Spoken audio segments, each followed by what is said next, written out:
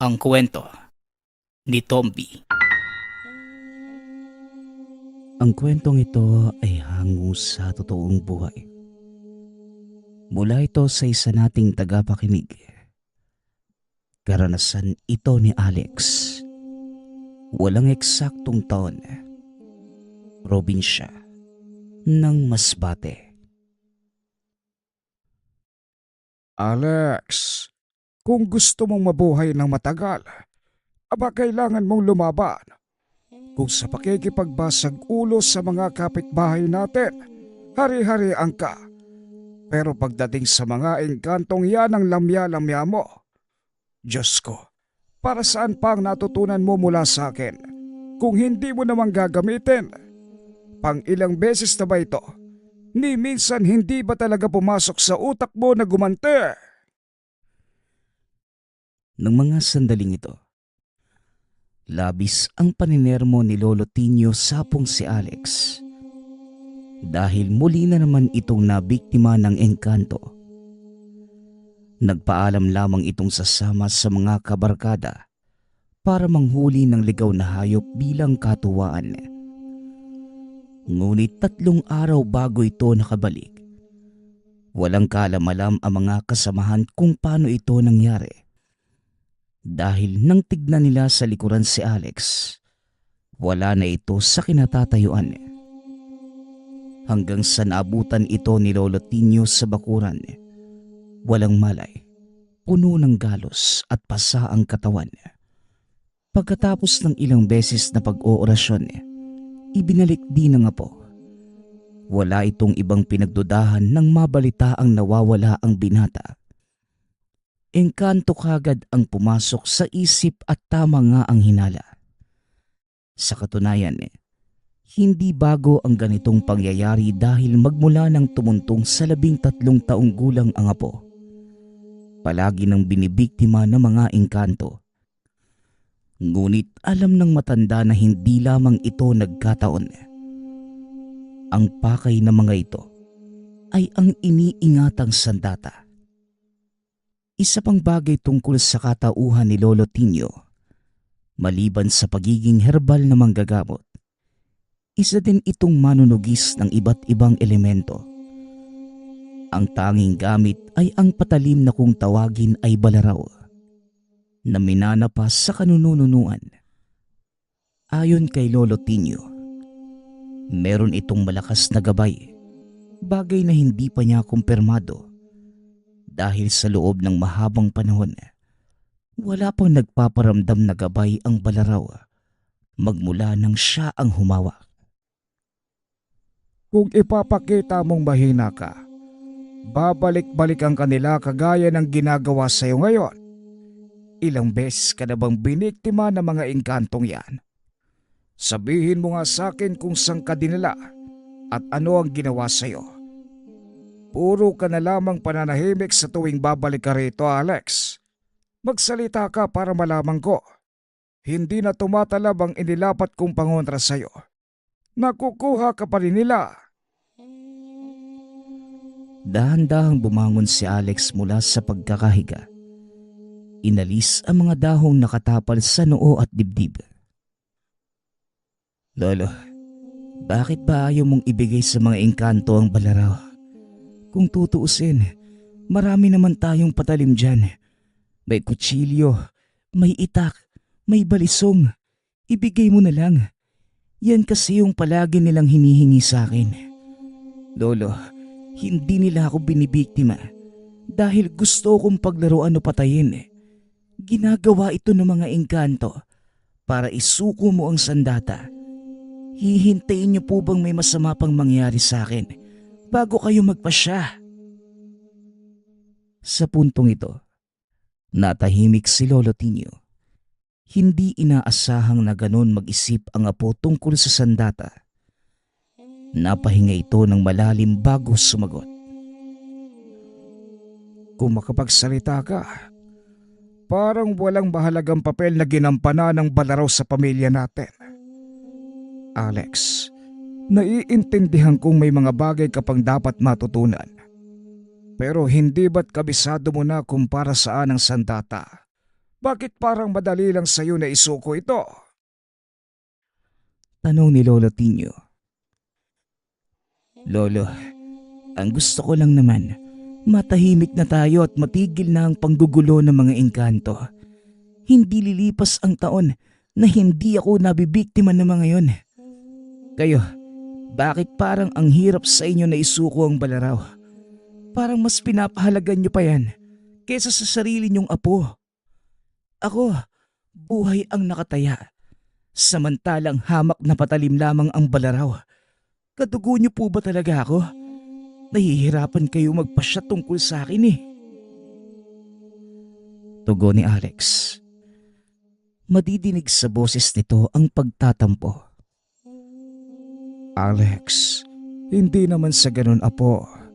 Pasensya kung ganyan ang pagkakaintindi mo. Pero sinisigurado kong may malalim akong dahilan para hindi ibigay ang balaraw sa kung sinong elementong nagnanais. Malalim na dahilan eh. Sabihin niyo nga po, Lolo, para maunawaan ko. Hindi yung ganito na nangangapa ako ng kasagutan sa tuwing binibiktima ako ng mga engkanto. Napabuntong hininga muna si Lolo Tinyo. Iniisip ng mabuti kung ito na ba ang tamang oras para sabihin sa apo. Kilala niya ang ugali ni Alex. Kapag may bagay na ayaw ay hindi mapipilit. Hindi ko pwedeng isuko sa kahit na sino ang balaraw dahil sa angkan natin ito nabibilang. Walang ibang hahawak ng sandata kundi tayo lang. Ako, ikaw, at ang susunod na henerasyon ng pamilya natin. Tayo ang nakatakda. Total sinabi ko na rin naman, ikaw Alex ang susunod na hahawak nito. Diretsyong napatingin si Alex kay Lolo Tinyo. Hindi dahil nabigla, kundi dahil napag-usapan na nila ang tungkol doon. Sandali lang ho, Lolo. Akala ko po ba malinaw na yung sinabi ko noong nakaraan?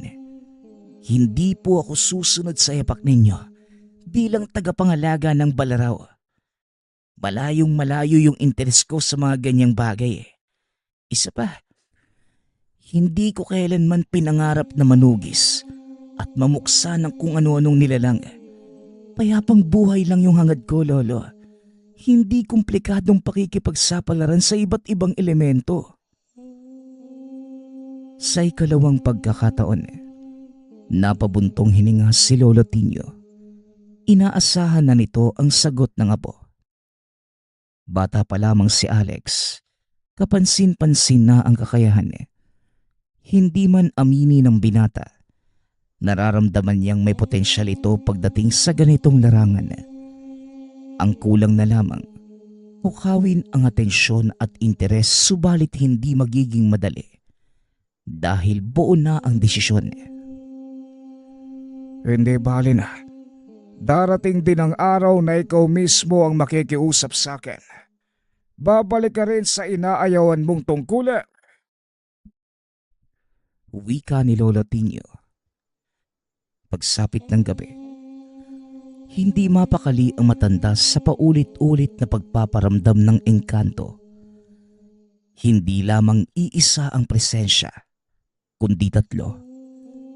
Wala ring ibang naisip kundi ang mga elementong pabalik-balik noon pa man para makuha ang balaraw. Dali-daling nag-abang sa may pintuan si Lolo Tinyo. Bit-bit ang pangontrang langis para sa mga nilalang. Nakahanda na rin ang itak para sa pakikipaglaban. Hindi nagtagal. Unti-unting napansin ang paggapang ng mga baging papunta sa tahanan.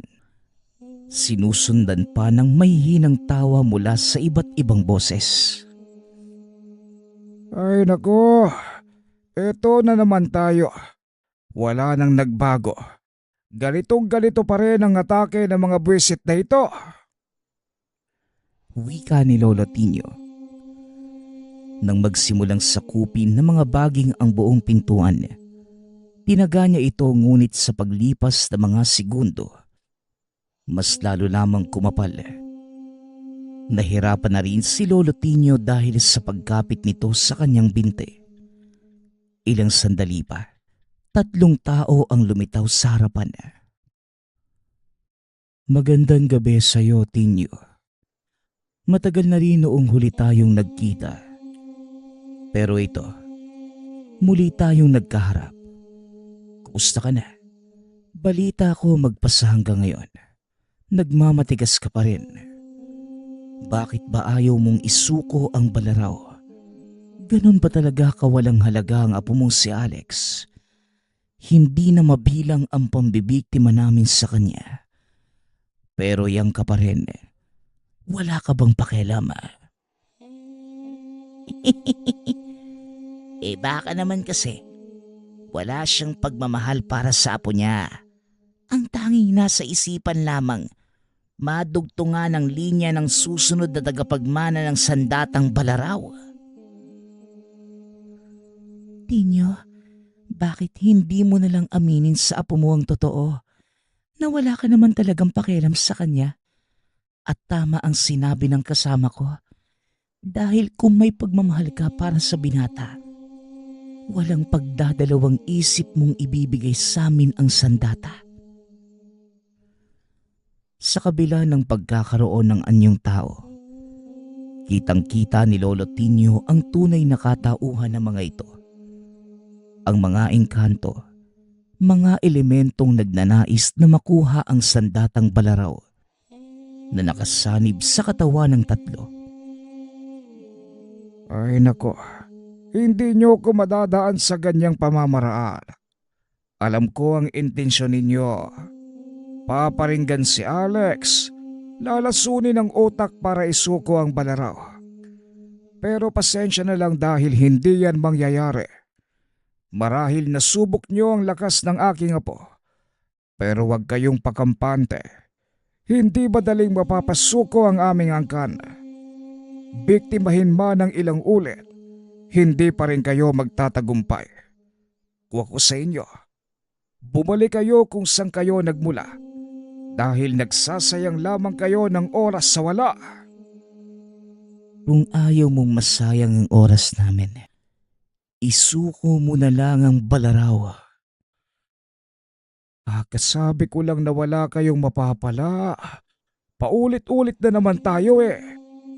Kung nais nyo talagang mapasakamay ang sandata, ako dapat ang labanan nyo.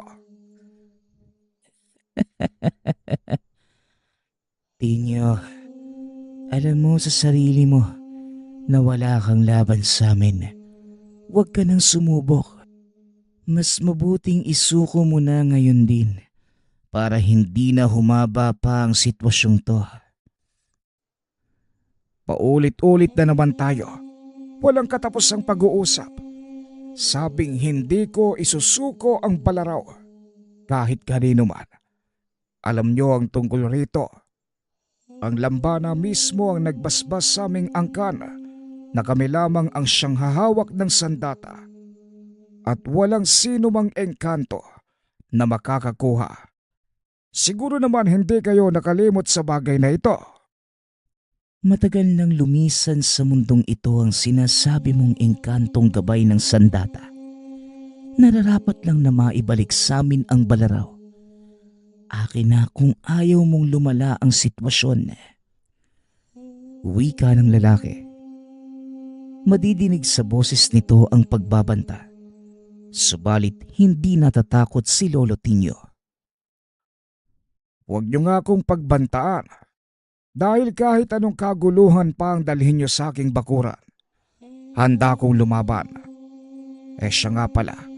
Ano magagawa niyo gayong walang bisa ang inyong kapangyarihan? Dahil sumasapi lamang kayo sa katawan ng mga taong mahihina. Matanong ko rin, kaninong katawan ba ang ginamit niyo sa pagkakataong ito? Noong huli, nagbalat kayong mga paslit. Ngayon isang lalaki at babae na mukhang mag-asawa. At sino naman tong kutong lupa na ito? Anak niyo! Wala ka na roon, Tinyo. Ito na ang huling babala namin. Kung ayaw mong ibigay ang balaraw sa maayos na usapan, mapipilitan kaming gumamit ng dahas at hindi mo ito magugustuhan. Mas mabuti na nga lang kung ganon. Lalaban kung lalaban. Hindi ko naman kayo aatrasan eh. Wika ni Lolo Tinyo. Nagkatinginan ang tatlong engkanto. Isa-isang tumalikod ang mga ito. Dali-dali namang naghanda si Lolo Tinyo dahil alam niya ang susunod na mangyayari. Hindi nagtagal, isa-isa nang nagparamdam ang mga aswang. Ganito ang atake ng mga engkanto. Kung hindi madadaan sa usapan, magtatawag ng mga aswang. Kontrolado ang mga isip ng mga ito para magawa ang gustong mangyari. Sa kabilang banda, nahinto si Alex nang maamoy ang samyo ng mga aswang. Pagtingin sa labas ng bintana, nakapalibot na ang mga ito. Nakita din niya si Lolo Tinyo. Alisto habang hinihintay ang pag-atake ng mga nilalang. Dali-dali itong umuwi at naghamon. Oy mga pangit, lupayan nyo nga yan lolo ko. Dito kayo sa akin. Oras na sana ng pagpapahinga dahil malalim na ang gabi pero ito kayo. Naghahasik ng dilim. Ako ang harapin ninyo. Hinugot mula sa tagiliran ni Alex ang itak. Saka sinugod ang mga aswang na nasa unahan. Sa bilis ng kilos hindi ito nakailag. Napuruhan at saka humandusay matapos muling mataga. Sunod na bumagsak ang isa pa nang tumagos ang patalim sa katawan. Napangiti naman ang binata. Mga maihinang nilalang. Susugod-sugod hindi namang kahalakasan. Itak pa lamang itong ginagamit ko. Pero bumagsak na kagad kayo. Ikaw naman na nasa bubong. Bibigyan kita ng pagkakataong umalis. O gusto mong tumabi sa mga nakatihaya mong kasamahan? Wika ni Alex. Tumugon sa pamamagitan ng pag-angil ang aswang. Pagkatapos ay dali-dali lumipad palayo. Nasundan na lamang ito ng tingin ni Alex. Ngunit naibaling din ang pansin kay Lolo Tinyo. Abat loko tong batang to. Nandito na pero pinatakas pa. Siya nga pala. Kanina ka pa nawawala. Pinag-aalala mo na naman ako. Di mo man lang ba ako pupuriin sa ginawa kong pagpapatumbas sa mga aswang na yun? Siya nga rin po pala. Sugo na naman ba ng engkanto ang mga to? Hindi talaga sila titigil hanggat hindi nakukuha yung balaraw. Lolo, isuko mo na lang yan pakiusap. Ibigay mo na sa mga engkanto bago pa nila tayo mapatay. Gusto mo lang yatang mapahamak tayo eh. Pag-usapan natin ang bagay na ito. Pagkatapos mong ligpitin ang mga bangkay, dalian mo bago ka maabutan ng mga aswang. Hindi natin alam kung ano ang tumatakbo sa isipan ng mga engkanto. Baka magdagdag ng mga sugo. Magbadali ka! Wika ni Lolo Tinyo. Napabuntong hininga si Alex. Walang reklamo na nilinis ang mga kalat at saka nag-usap ang dalawa. Pagkatapos mailigpit ang mga bangkay. Alex, kailangan mong yakapin ang nakatadhana sa iyo. Ikaw ang susunod na hahawak sa balaraw. Hindi mo ito matatakasan. Tignan mo. Alistong alisto ka pagdating sa paglaban sa mga aswang. Kaya ano pa ba ang inaayaw mo sa tungkuling ito? Lolo, ginawa ko lang naman kasi nasa panganib kayo. Kung sa ibang bahay sumala kayo mga aswang, wala ho akong pakialam. Pero kung sa inyo ba, hindi ako makakapayag. Hindi apo. Ilang beses mo mang itanggi. Hindi magbabago ang katotohanang malapit ng mapukaw ang iyong interes. Nakakatuwang malaman, hindi magtatagal. Ikaw na rin mismo ang magkukusa. Napailing na lamang si Alex sa sagot ni Lolo Tino. Para sa kanya, lumalaban lamang sa mga aswang sa pagkakataon na ang lolo ang mismong sinasalakay. Maliban doon, wala na itong pakialam. Bahala po kayo kung anong iisipin nyo. Basta ang sa akin, ayoko po talaga. Pasensya na po, Lolo Tino. Lumabas ng tahanan ang binata. Nagpunta sa bakuran kung saan nakalagay ang isang papag na nagsisilbing tambakan ng mga halamang gamot na nakasilid sa iba't ibang lagyanan. Sinindihan ang sulo sa tabi, saka nagsimulang hinimay ang mga dahon. Ginagawa niya ito bilang pampakalma sa tuwing magkakasagutan sila ni Lolo Tino. Ilang beses nang pinaliwanag dito na ayaw niyang sumunod sa yapak bilang tagapangalaga ng Balaraw. Mas matimbang sa kanya ang pagkakaroon ng tahimik na buhay, malayo sa anumang banta ng mga elemento. Naranasan na ang takbo ng magulong pamumuhay ngayon na ang lolo ang tagapangalaga, kaya naman ayaw niyang matulad. Sa kalagitnaan ng paghimay ng mga dahon, napansin ni Alex ang paggalaw ng mga baging sa kalapit na puno. Kumikilos ito palapit sa kanya, ngunit pasimple lamang na tinaga ng itak. Ano? Ibiktimahin na naman ako. Ilang beses niyo na akong dinala sa mundo ninyo. Hindi ba kayo nagsasawa? Ako kasi, pagod na sa mga kalokohan niyo. Kung maaari lang, hayaan nyo na lang ang Balaraw dito sa amin. Wala din namang silbi kung mapupunta sa inyo . Hindi nyo rin magagamit dahil hindi nyo naman mahahawakan. Tanging tao lamang ang makakadampi sa sandata. Alam nyo yun. Kinakausap ni Alex ang mga baging na tila may sariling buhay at walang tigil sa paggalaw. Ngunit hindi nagtagal, lumitaw ang isang lalaki. Tama ka, iho. Hindi nga namin mahahawakan ang Balaraw. Pero nararapat lamang itong ibalik sa aming angkan. Kami ang kauna-unahang nagmamay-ari ng sandata bago pa mapa sa kamay ng tao. Kaya naman isauli nyo na. Madali naman kaming kausap kung ganon din kayo ng lolo mo. Kaso mas matigas pa sa bato si Tino. Wala naman sa kasaysayan ng Balaraw na kayong mga engkanto ang unang nagmamay-ari. Ang tanging sabi lamang ng ninuno ko, may gabay itong engkanto. Walang sinabing ang kanyo ang nagmamay-ari. Ang sabihin mo, mapang-angking kayo. Lalo na nang malaman niyo ang lakas ng bisa ng sandata. O ikaw, ito ang tandaan mo. Sa oras na magpumilit kayong kunin ang Balaraw at masaktan muli si Lolo Tino, baka sakaling makita niyo rin kung paano ako magalit. Hindi mawari ng binata kung saan nahugot ang mga salita. Ang tanging alam lamang, ayaw niyang madawit sa anumang kaganapan ng Balaraw.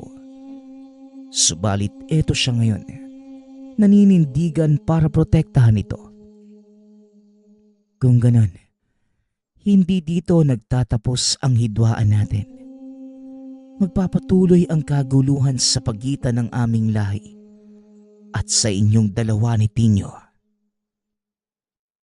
Wika ng engkanto. Naglaho na rin ito kasabay ng dahan-dahang paggapang ng mga baging pabalik sa puno. Kung makabanta ka, akala mo naman natatakot ako. Mga siga nga sa kanto kaya kong patumbahin . Kayo pa kaya na hindi nakakakilos kung hindi makasapi sa katawan ng tao? Jesus, wag niya ako. Sa kabilang banda naman, walang mapagsidla ng tuwa si Lolo Tino nang madinig ang pag-uusap ng apo at ng engkanto. Alam niyang kaunti na lamang ang kulang. Tuluyan ng mapupukaw ang interes ni Alex sa tungkulin. Sadyang naguguluhan pa lamang sa ngayon kung alin ang mas matimbang. Kinabukasan, nagulantang si Lolo Tinyo nang makitang wala na sa kinalalagyan ng balaraw. Dali-dali itong lumabas. Ngunit muli ding pumasok ng tahanan nang madinig ang boses ni Alex mula sa kabilang kwarto. Nakita niya itong hawak-hawak ang sandata. Diyos mio, aatakihin ako sa puso sa ginawa mo, Alex. Bakit hindi ka nagsabi? Akala ko tuloy may kung sinong nakakuha na ng balaraw.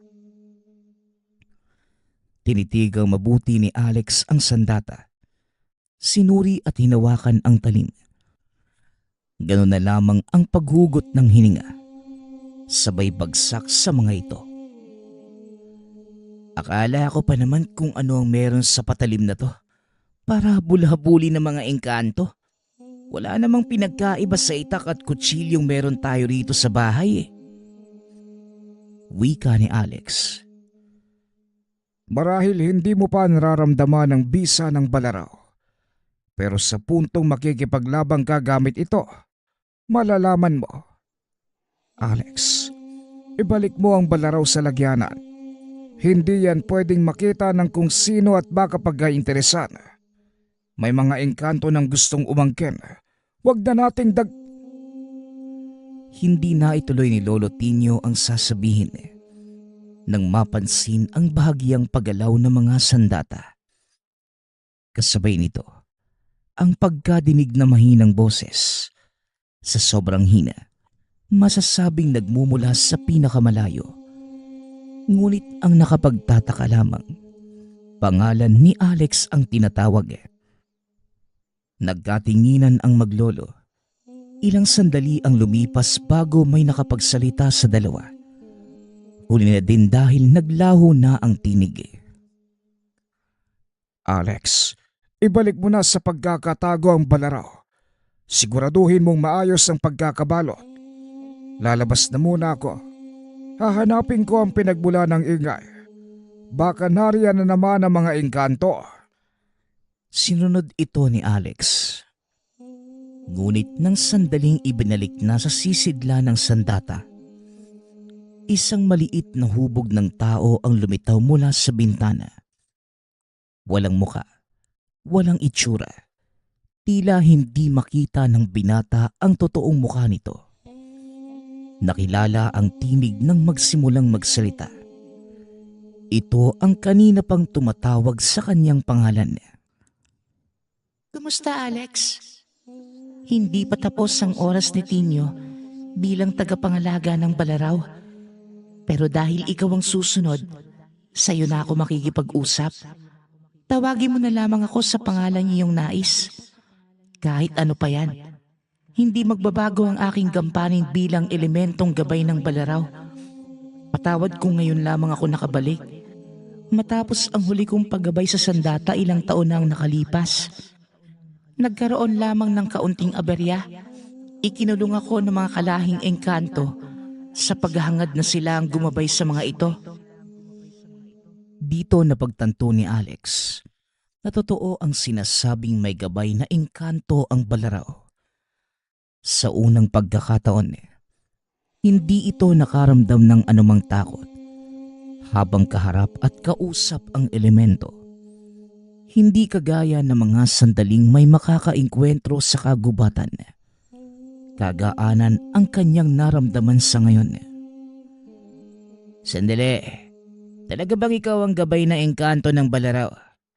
Pakitaan mo ko ng pruweba. Marami nang nilalang na sumubok makuha ang sandata.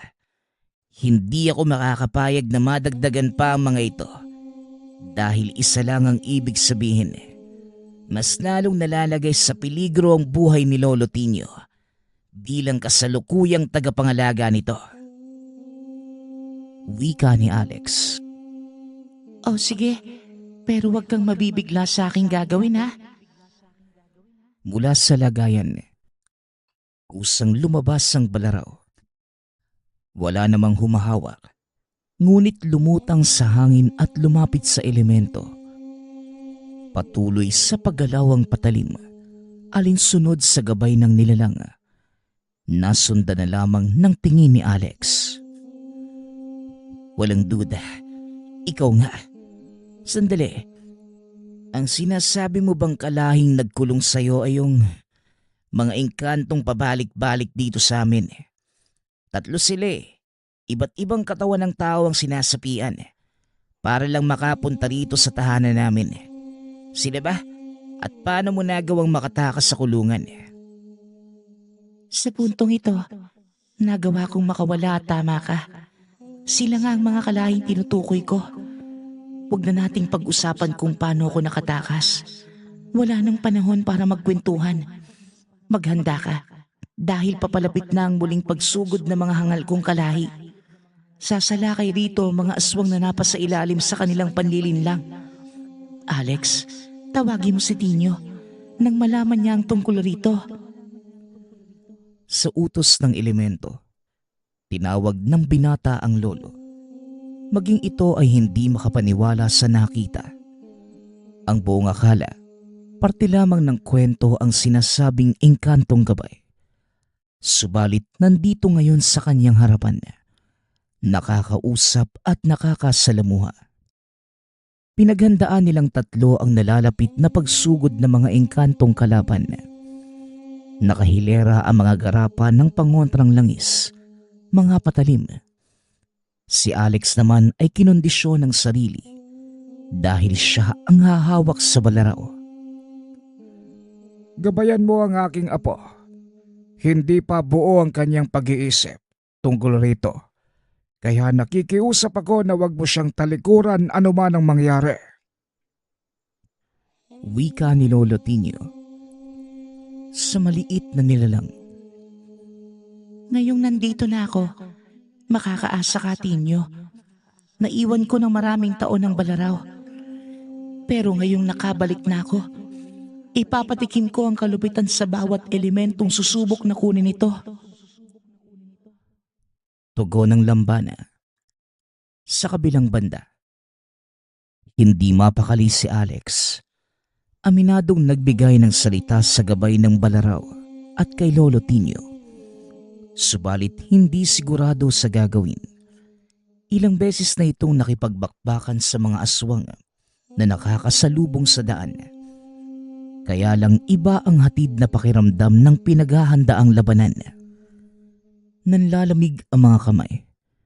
Naguguluhan ang isipan dahil may parteng nagsasabing huwag nang makisali. Ano ba to? Nagbigay na ako ng salita sa kanila. At inaasahan ang kooperasyon ko sa laban kaso parang ayaw ko na. Bakit ba naman kasi ganito? Ayaw ko ng gulo eh. Kapayapaan yung nais ko. Pero tandaan mo, kung gusto mo ng kapayapaan, labanan mo ang mga kalahi kong naghahangad na makuha ang balaraw. Talunin mo sila. Sa pamamagitan nito, may isa sa katuparan ang inaasam mong payapang pamumuhay. Wika ng lambana nang mapansin ang sinabi ni Alex sa sarili.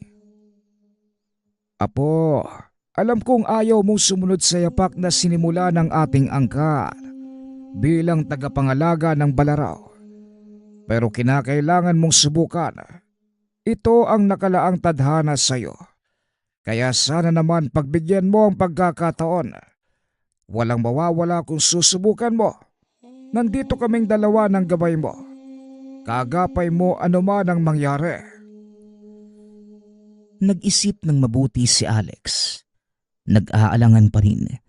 Ngunit pumayag alang-alang sa ideyang matatahimik ang buhay kung matatalo ang mga engkantong kalaban at wala nang manggagambala sa kanila lalong-lalo na kay Lolo Tinyo.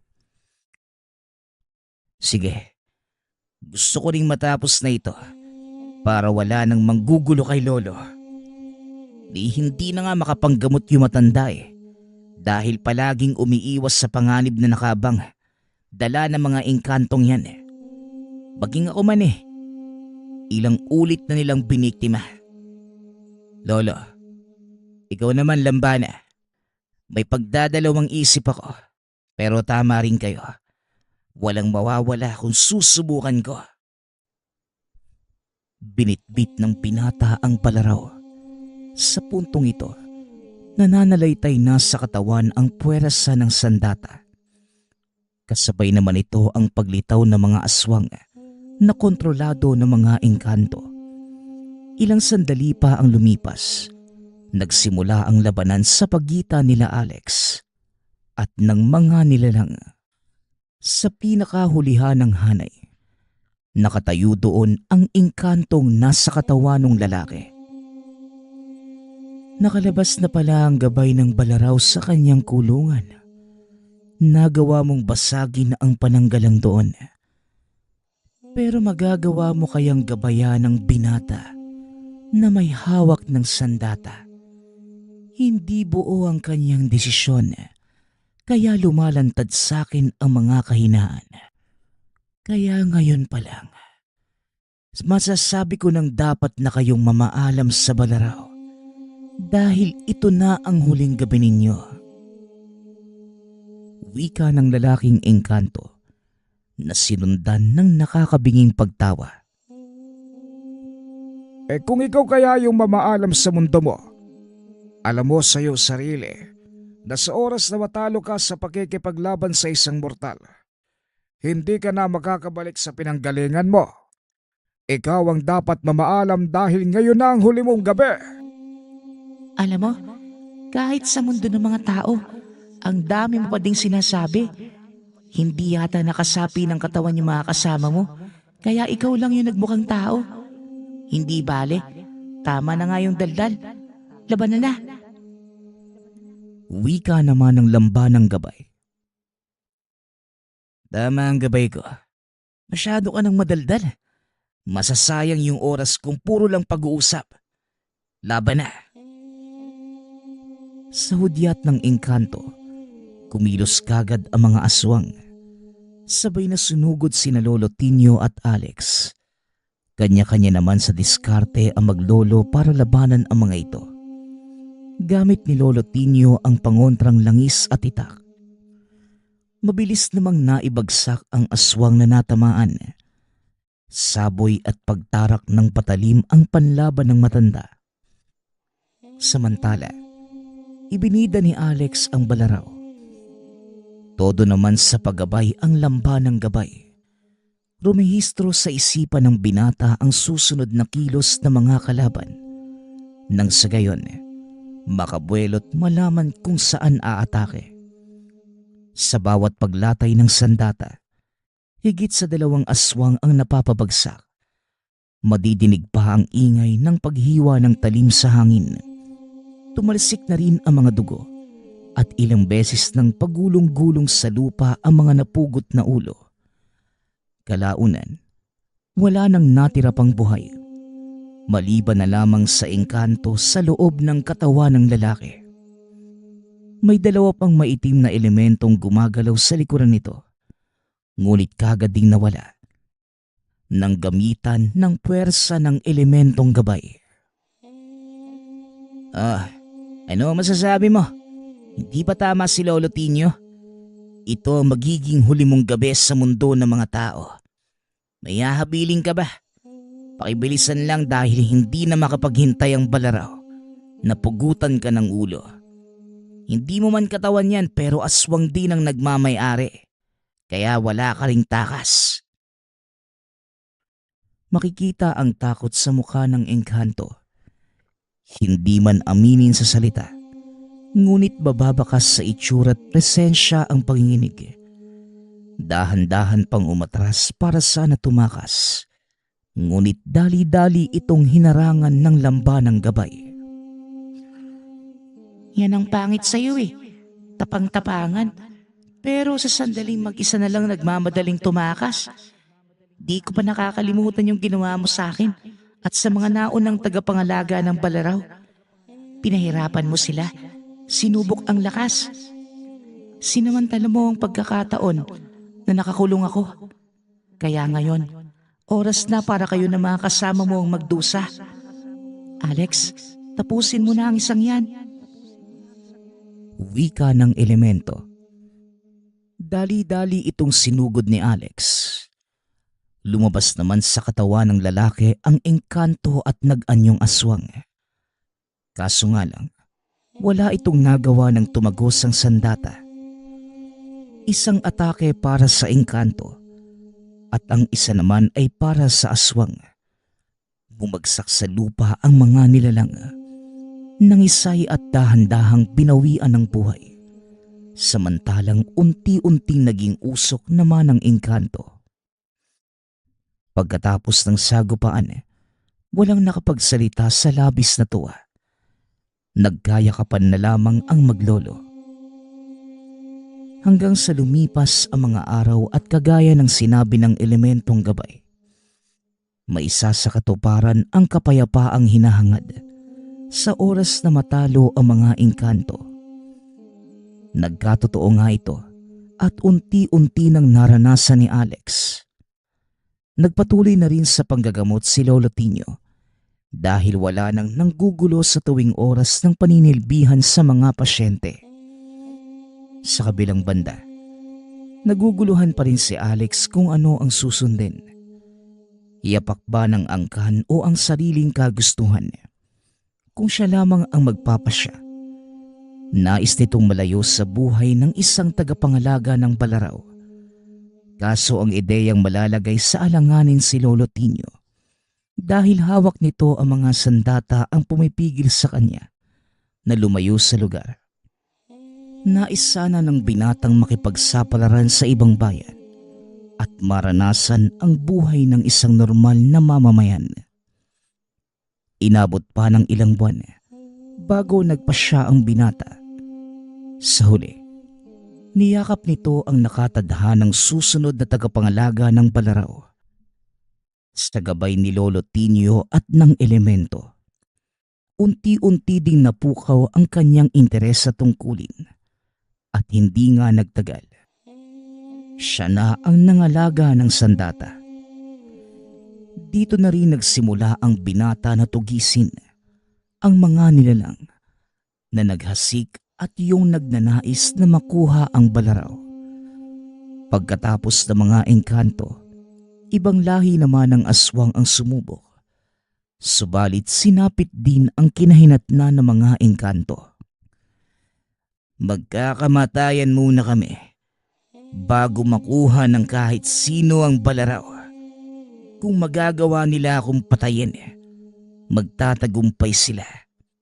Kung kabaliktaran naman, sila ang kawawa.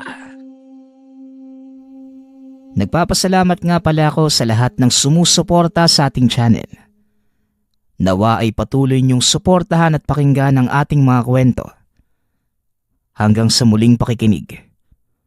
Paalam.